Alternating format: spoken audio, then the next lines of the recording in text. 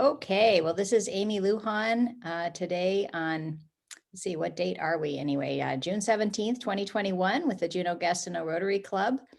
And we are pleased to have with us today Julie Decker, who is representing the, let's see, get it again, Alaska Fisheries Development Foundation. There it is. And I'm going to be sharing her PowerPoint. And so I'll go ahead and get that going, Julie, and you can go ahead and introduce yourselves. And if everyone else could on Zoom could please remember to stay muted, that would be great. So I'll get the screen sharing going. Take it away, Julie. Great, thank you. I hope I'm coming across okay. Can you hear me, Amy? Yes, sounds good. Okay, great. Good morning, everyone. Nice to see the faces on Zoom. I'm in Wrangell right now, so it's nice to have the Zoom option and be with you there in Juneau or wherever you are. I'm the executive director of the Alaska Fisheries Development Foundation, and I live in, like I said, I live in Wrangell. Our family commercial fishes out of Wrangell, and this nonprofit that I work for is a statewide organization, and we are kind of the research and development arm for the seafood industry. We have harvesters, processors, and support sector businesses on our board of directors and membership of the organization. And we most recently have spearheaded mariculture development in the state, and it's been one of our focus areas of work. So next slide, please. Today we're going to talk about the Alaska Mariculture Initiative, which is one of these areas of work for our organization, AFDF. We're going to talk briefly about what is mariculture.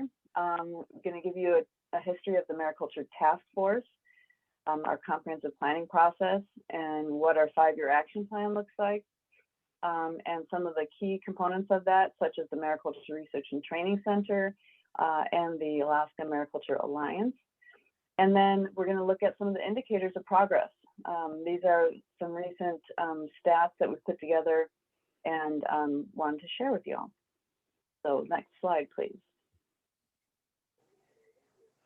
And some of the slides are brief, so I got quite a few slides, so we'll move fairly quickly. So what is mariculture? We always start off presentations making sure we're all on the same page with what we're talking about. Next slide, please.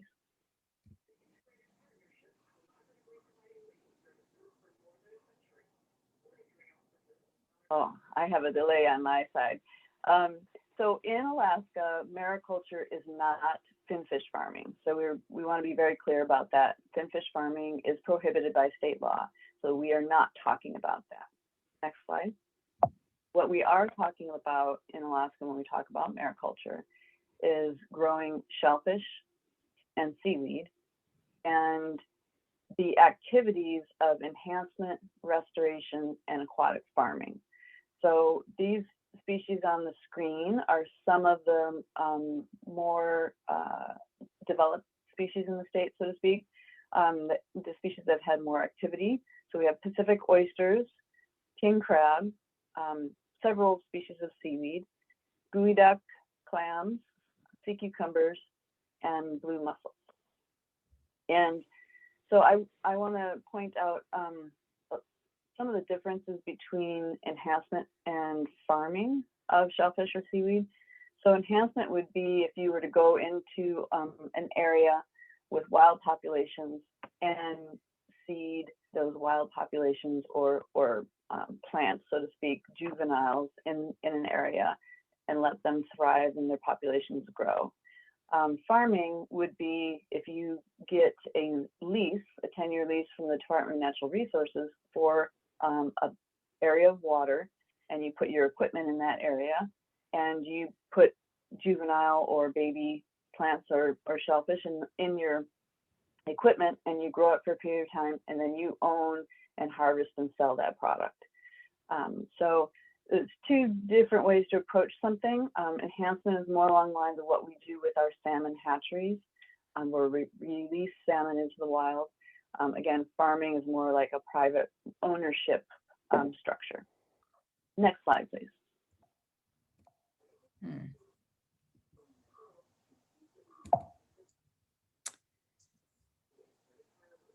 Okay. I definitely have a delay on my end. Took me a minute there on that one. Go ahead though, it's up. So why are we interested in mariculture? Next slide. We've been talking about mariculture in meetings like this with folks around the state for a number of years. And why are we all interested in this? We believe our vision is that mariculture can bring a lot of different benefits to Alaskans, opportunities and benefits, everything from economic opportunities, environmental benefits, and even things such as food security. The mariculture industry fits really nicely with our existing seafood industry. It's an area where we can build off of something we already have. I don't know if some folks know, but the state of Alaska's seafood industry, if we were our own country, we'd be in the top 10 countries as far as producing seafood. So we truly are a powerhouse seafood state, and mariculture just dovetails really nicely in there, from sort of building off of all of our vessels, processing facilities, even our world-class marketing institute called ASME, Alaska Seafood Marketing Institute. This is an aquatic farm based in Ketchikan, Hump Island Oyster Company, and he's been probably at it 8 years or so now, and he's even built off a little extra piece on this facility on the right-hand side, and now he has a floating oyster bar at his farm, and he has started taking tourists to his farm, and they get to see the oysters. He also is growing kelp there, and then they get to be served and purchase oysters and kelp. In fact, some of the kelp products that are being made in Juneau by Barnacle Foods. So this is really a fun approach to farming that not too many folks are doing, like the tourism component, but it's helping him, him bring in another revenue stream and offset costs and or help him bring more money so he can continue to expand his site and operation. Okay, next slide, please. And so there are some true environmental benefits that aquatic farming and mariculture can bring. It's mostly seen on a local level where the actual farm is. But some of these things here, habitat provision, supporting fish populations, reducing local climate change impacts. These are real things that are actually beneficial to growing shellfish and seaweed. So it's really nice to see that you can actually do something that improves the environment and also provides economic opportunities. It's really a nice part of mariculture. Next slide, please. So the Mariculture Task Force was created by Governor Walker by administrative order in 2016, and then extended in 2018 for another few years. And Governor Dunleavy kept the task force in place because he also saw the same vision that Governor Walker and the task force members see, which is what mariculture can be to the state in the form of jobs and opportunities. So the task force is getting ready to sunset at the end of this month, June 30th. And I'm going to review just really briefly some of the work that we've done and then where we're going in the future after the task force sunsets. Next slide, please.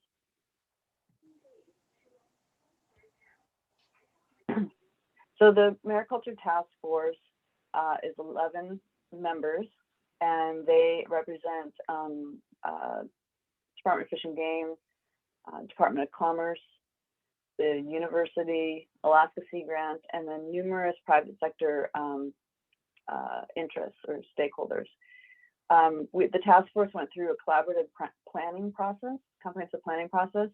This is just an example of some of the organizations that were involved at some level. We had work groups and on multiple topics. And the work groups incorporated more people than just those 11 on the task force. So we were really able to pull in a lot of information from a lot of different sources. Next slide, please. In the development of our long-term comprehensive plan. And while we were doing that planning process, we also utilized the services of some researchers, basically. And we did a case study on some other regions of the world and how those regions were able to develop their industries, what made them successful.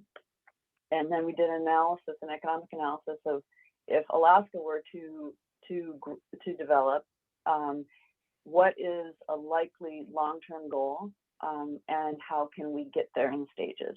And so that helped us land on the task force long-term goal. Next slide, please. I think I have that on the next slide. Wanted to wait. There we go. And so our 20-year goal is to grow a $100 million industry. That's $100 million a year annual, and it's a renewable industry. And we believe that, you know, it can continue to grow even beyond that. And the really important part is to get some foundational pieces in place in the first 5 years, and that gets us on our trajectory to meet that growth goal right there of $100 million. This is an example of, you know, the cover sheets of our comprehensive plan, and then we have sort of a brief summary version of it. Both are available at the AFDF website, afdf.org. Next slide, please. And as well as those other economic pieces that I showed on the previous slide. Those are all available on the website. So we took out the comprehensive plan and we narrowed it down to a 5-year action plan that focused on the most important near-term items. Next slide, please. I think I have an update slide on here. Here we go. Kind of where we are with the most important of even the 5-year action plan. So we had some legislation that we were working on. One of those pieces got passed, HB 115. In fact, we were in Juneau on Tuesday and signed that bill with the governor and Representative Story. She was the sponsor of that bill. And it allows now officially for ecotourism at farms. And it also aligns the renewal process. After 10 years, you have to renew your lease for an aquatic farm. And it aligns that process with other leases in the state and makes it more streamlined, and it reduces agency requirements and staffing as well as on the industry side. So it was a good bill. It passed after working on about 3 years. The other bill that we've been working on, HB 41/SB 64, the companion bill, it will establish the ability to do shellfish enhancement on a larger scale. Right now, the state is only allowing sort of experimental level shellfish enhancement, which they've done around Kodiak with king crab. They've been able to figure out how to raise juvenile king crab in a hatchery setting. And then they've done a few small outplantings around Kodiak to see if they survive, and they've had some decent survival. So they want to be able to expand those efforts. They're really looking at trying to enhance and restore the king crab population around Kodiak Island, as well as in Western Alaska, around the Pribilofs and such. Some of the king crab stocks are really struggling. And anyway, that bill will allow for a larger scale shellfish enhancement statewide, and it has made good progress. We've been working on the bill for 6 years, and we're really hoping next year, early on in session, that we're going to get it completed. So it's had a lot of support. It's just, you know, the legislative process. Sometimes you run into hurdles that have nothing to do with the content of the bill. So we've had some really good regulatory and policy changes at DNR. The state actually put 2 new positions in place to process new mariculture lease applications. There was kind of a backlog because we started to see an increase in interest. And so they put in a couple of new petitions in place, and that they've been able to get through those backlog of applications, and they've also reduced the time that it takes to go through an application. So that's really good progress. We've got some other kind of things on the list to work through with DNR, but we're making progress and over time, making everything sort of easier, not less stringent as far as public policy goes, but some of the details of the application process, we're just making that better.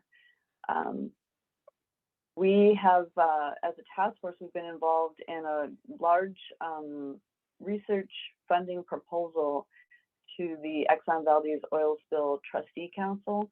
The EVOS region, Exxon Valdez Oil Spill region, really goes from roughly Cordova west to almost to Sand Point.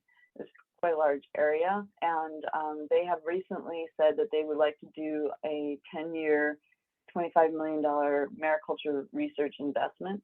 And so there's been a large group of people working toward an application to do that. And so that's pretty exciting, because that would be a huge investment in mariculture research. And even though it's contained within that EVOS region, really the results could be applicable to multiple regions within the state of Alaska. And then we're standing up this new nonprofit called the Alaska Mariculture Alliance, which will take the place of the task force. And I'm going to talk a little bit more about that later. We're still working on some of the near-time priorities under the 12-month list there. Regional hatchery production. How do we meet that demand at this stage of the development of the industry? And strategies for DEC lab testing fees.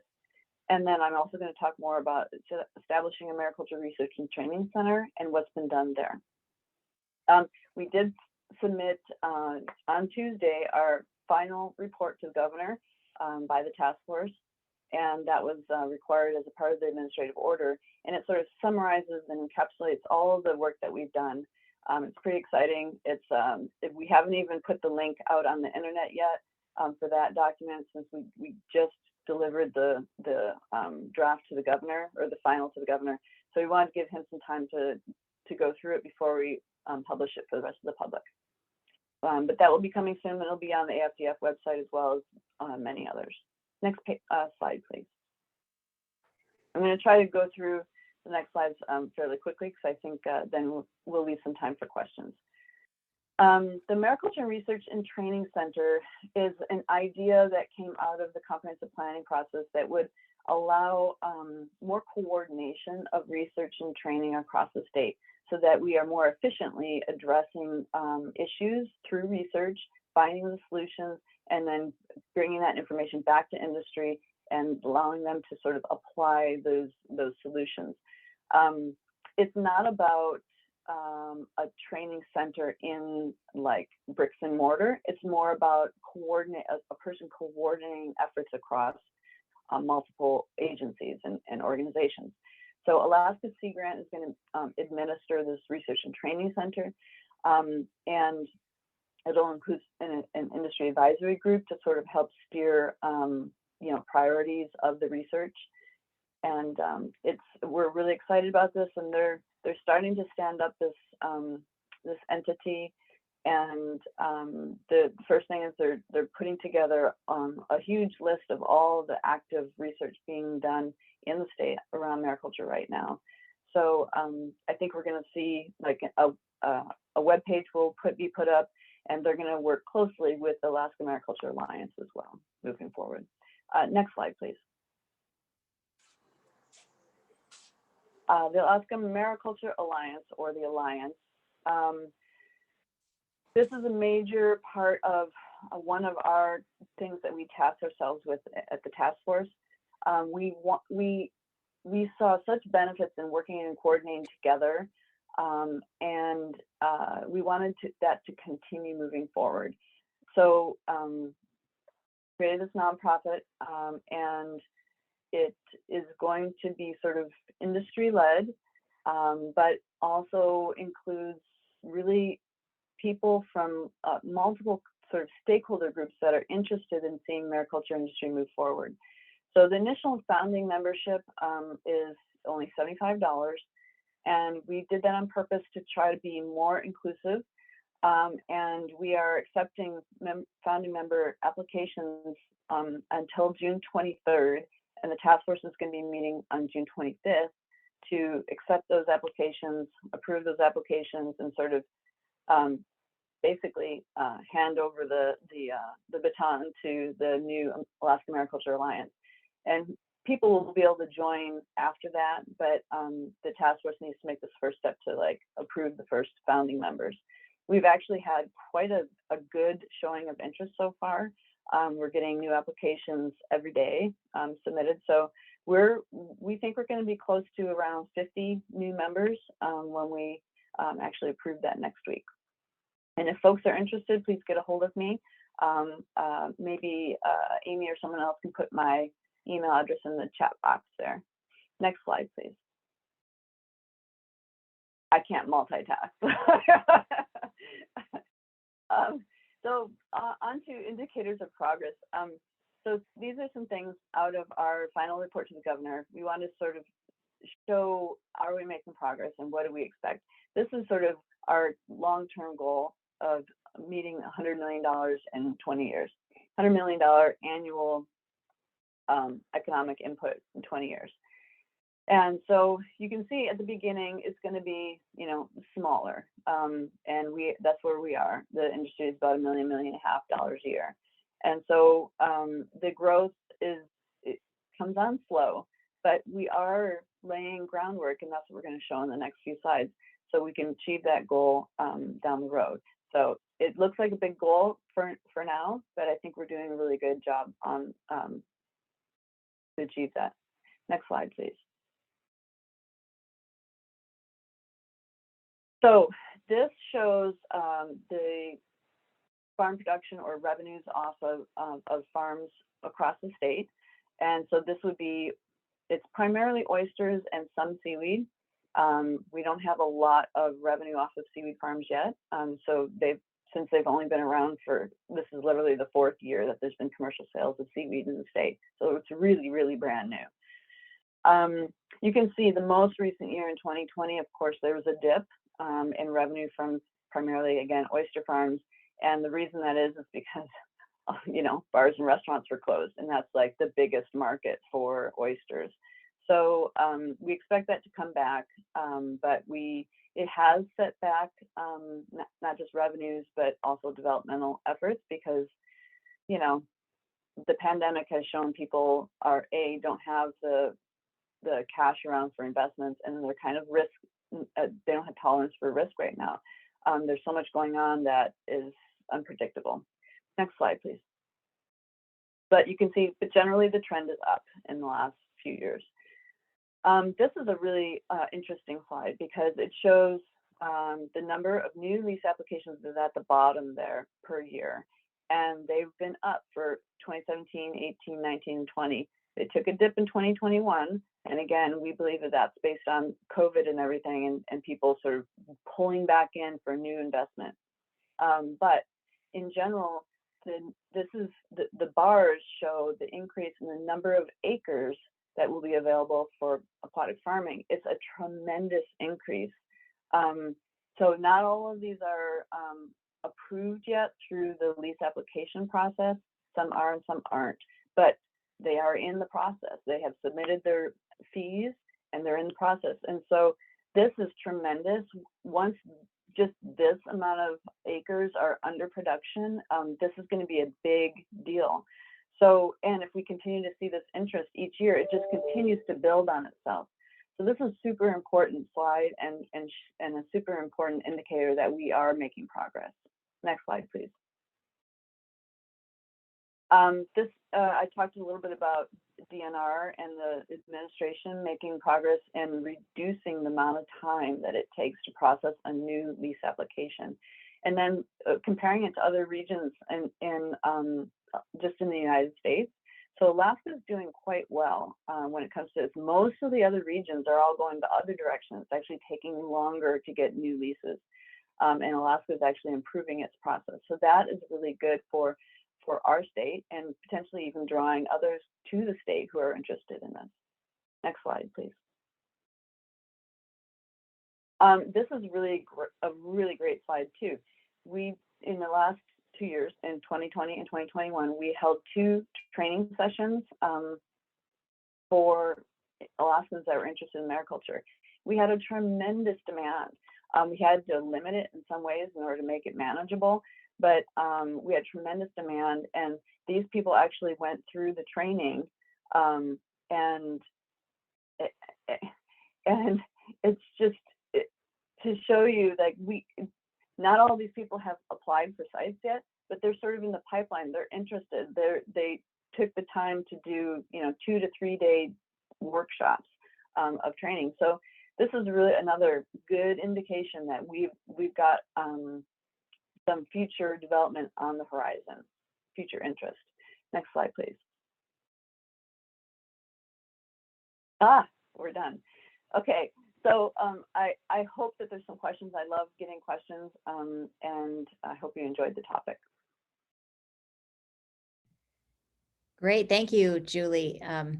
I have a question right off the bat. I've been concerned about climate change and the effect on shellfish, and so I'm really glad that you're doing a lot of research, which I assume would include that. But I'm wondering, how would you assess that threat from what you know now to this growing industry? Yeah, it's a great question, and in fact, there has been some research done at the Seward hatchery about ocean acidification in a hatchery setting, and what they've found is they actually have the ability to change pH level in the hatchery setting and get juvenile, for instance, king crab is what they were working with, get those king crab past that most critical stage when their shells are just starting to form. That's when they're most vulnerable to ocean acidification. And once they get them past that stage, they think that there'll be even more ability to survive in the wild if we see ocean acidification changes on a large scale that is sort of predicted, right? So these hatchery techniques and what we're doing with mariculture could be essential even to saving some of our wild shellfish stocks.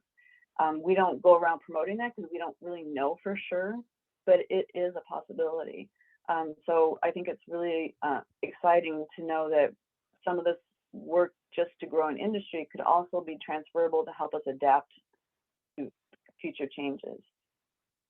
And hopefully the seaweed takes carbon dioxide out of the water. And so nearby where you're growing seaweed, it actually could reduce ocean acidification effects, sort of a halo effect. We talk about that. So again, another benefit in the wild. We don't expect that to sort of transfer coastline, all the way across the coast, but locally where you're growing seaweed, it could be beneficial. Thank you. We have some questions here in the room as well. Thank you.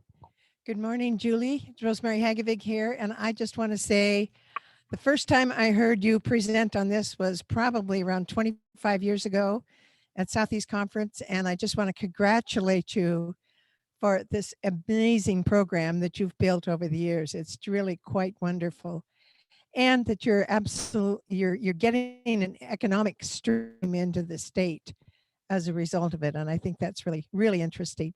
But just as the seaweed item was something I didn't know that you guys were doing. I just wanted to say, I was at a friend's house last night and I saw a beautiful basket made out of seaweed and trimmed with abalone shells. And it was really, really beautiful. So I guess in addition to seaweed for consumption, which is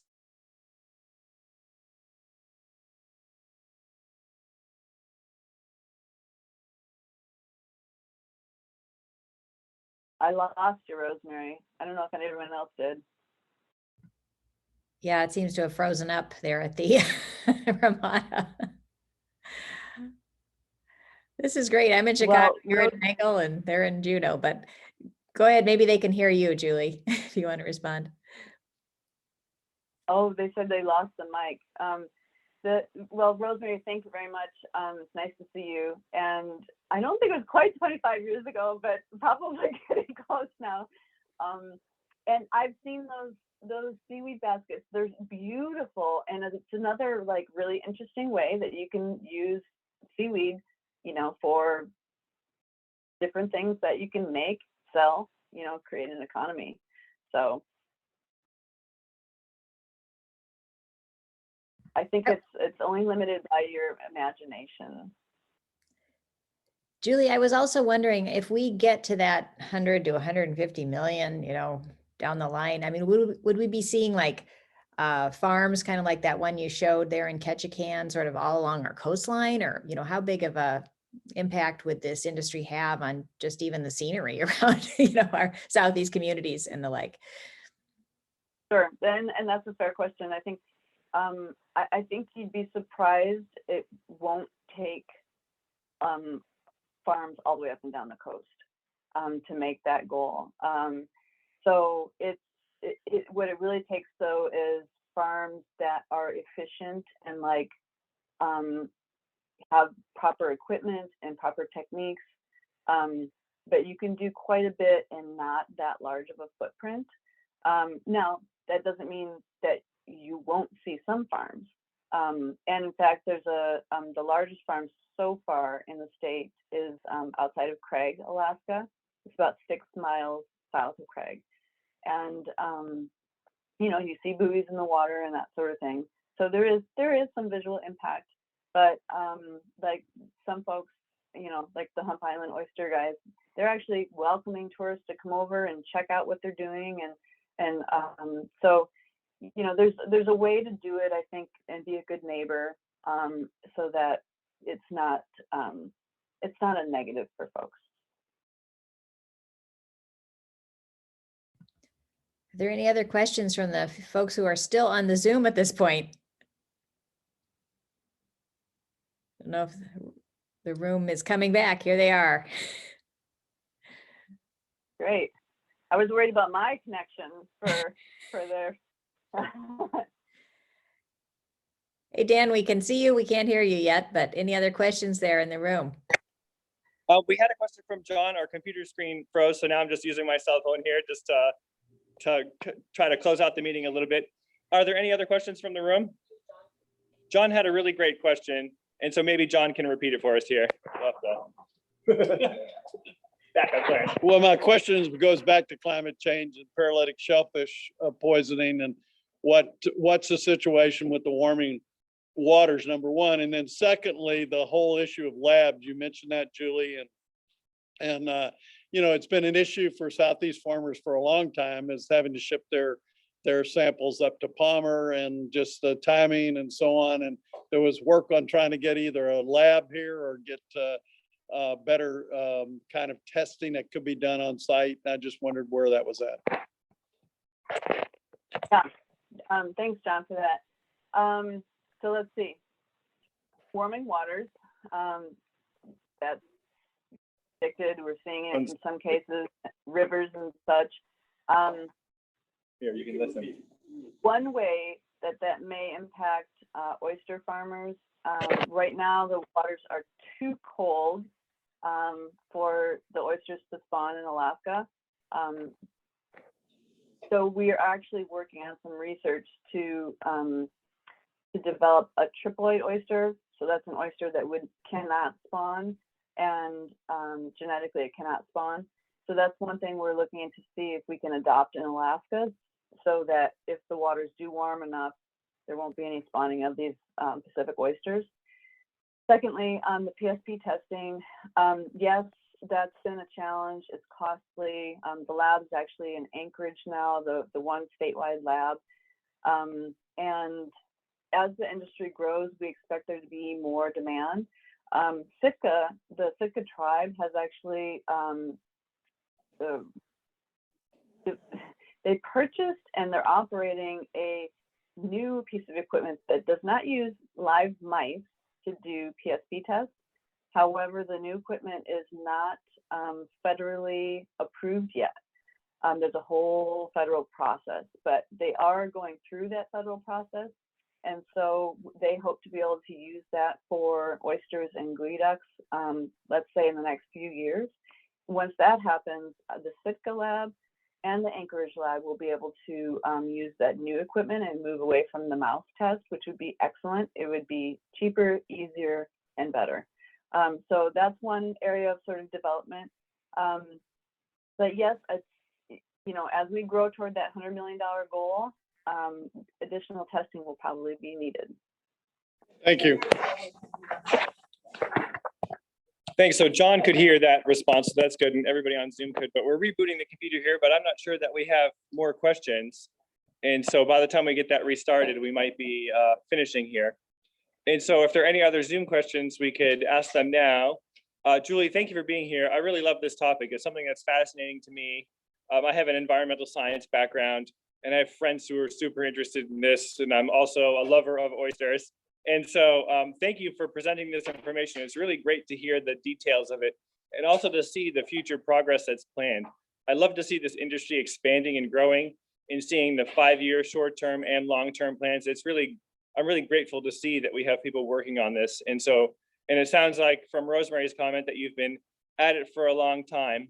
So really, thank you for being here and talking with us about this. We really appreciate it. If you're ever in town and want to stop by in person, we're here at the Prospector every Thursday at 7. Feel free to come and keep us updated. And if you want to share future information with us, you can send it to us as well. And then just reminding club members, we have a Kiva meeting that's going to take place after this. And if there's no other